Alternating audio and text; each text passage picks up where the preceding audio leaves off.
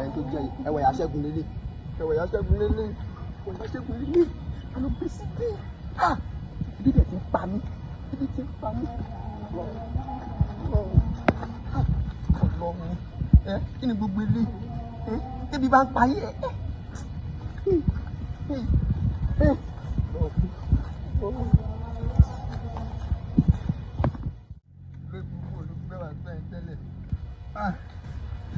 olùgbé olùgbé wà sí ẹ̀ lẹ́lẹ̀ olùgbé olùgbé wà sí ẹ̀ lẹ́lẹ̀.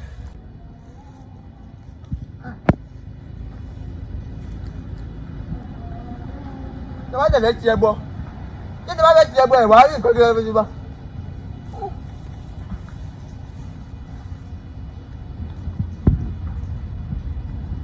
ọ̀rẹ́ mi ọ̀rẹ́ mi.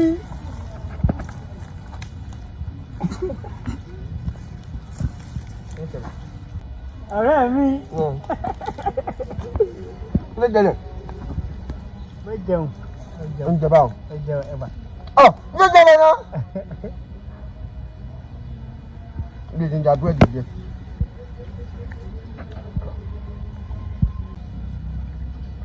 Mi ò kúkú mọ̀ ẹ́ rí ojúlójú ṣàánú já.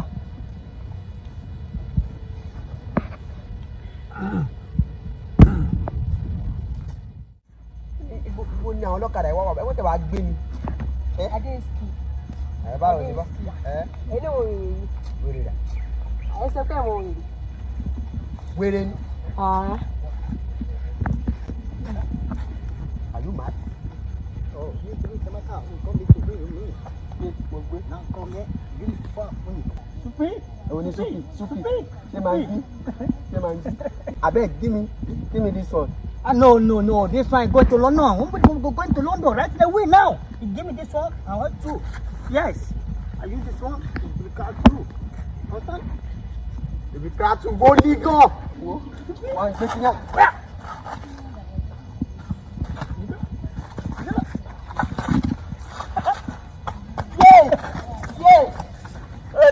Àgbèrè jẹ́ bàtà lọ. Ìrìn jẹ́ bàtà. Ti bàjẹ́. Ìyá méjì jẹ́ lẹ́ni. Ìyá méjì. Nìyí.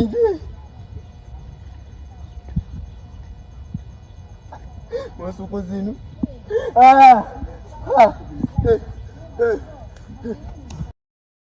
Kí ni kí n sọ báyìí?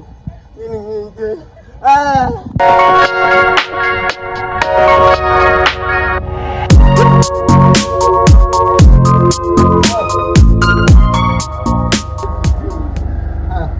No.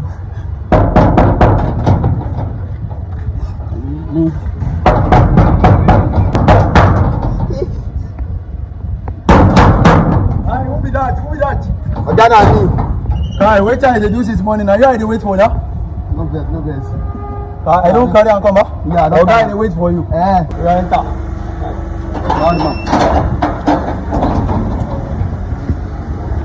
You know me, Waka. I'm not gonna follow you for what? No vex.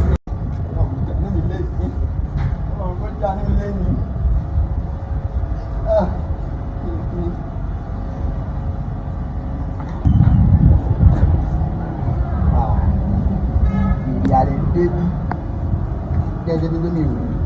You're my kid.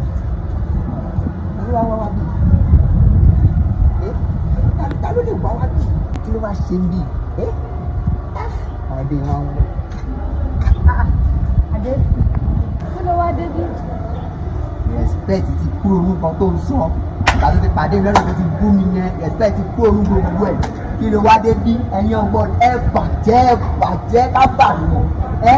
Dúnà gbogbo ilé ìgbésẹ̀ tóbi tó bàbá sójà nìkan mọ̀ fún mi bí kí ló wá ṣe. Ìyá máa pọ̀ ẹ̀gbọ́n ó tún bí mi pé kí ni wọ́n á ṣe bí. Nà ó yà mí lẹ́nu. Ṣogbọ́n kan tó sọ ń sìn ṣá. Mo gbọ́ kí ló wá ṣe bí pẹ́sọ̀ mi. Ó da ọ̀rọ̀ ló gbé yẹn tí wọ́n lè bèrè tó máa gbọ́. Ilé ìzájú mi ló wà ń bí. Ìwọ gbogbo ilé ẹ̀kí bí pé kí ló wá ṣe bí bá. Nílé ìzájú mi. Záàdì. Bẹ́ẹ̀ni. Sorry, mo ti gbàgbé kàwé débẹ̀ mọ nǹkan tó ń jẹ́ Zadi.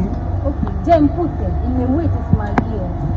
Zadi like ilé sugar daddy ni òun ni kò tún yẹ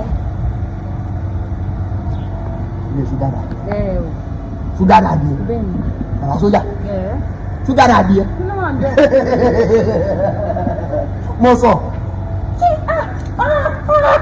Ẹ̀yin ọmọ yìí. Báwo ló ti di ayé báyìí náà? Báwo ló ti di ayé báyìí náà? Mo fi Daniel náà Daniel jáde mú ká mọ̀ pé ìdìbò tẹ́lẹ̀. Sọ Daniel báwo? Mo má jẹ tó àṣírí ẹ má wo. Tó àṣírí ẹ. Bọ̀ kí ló gbé ẹ débi kankan? Ìrẹ́kọ̀ ti dànù ọmọ àti ìdèdè gbọ́dọ̀ sí ọdún ìlú ìlọ́wọ́ ni. Jẹ́kọ̀ ti dànù.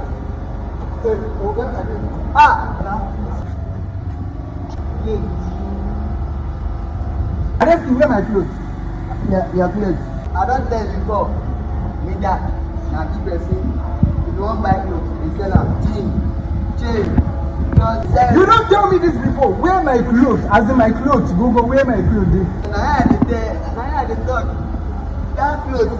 I wear my money. I wear my clothes. Wear my everything. I don't see my clothes. I don't see money. Which I dey talk for me. Una mo n sọ. Na I dey talk. As I dey come, I collect the clothes for house. I dey come on the road. Dey come on the road.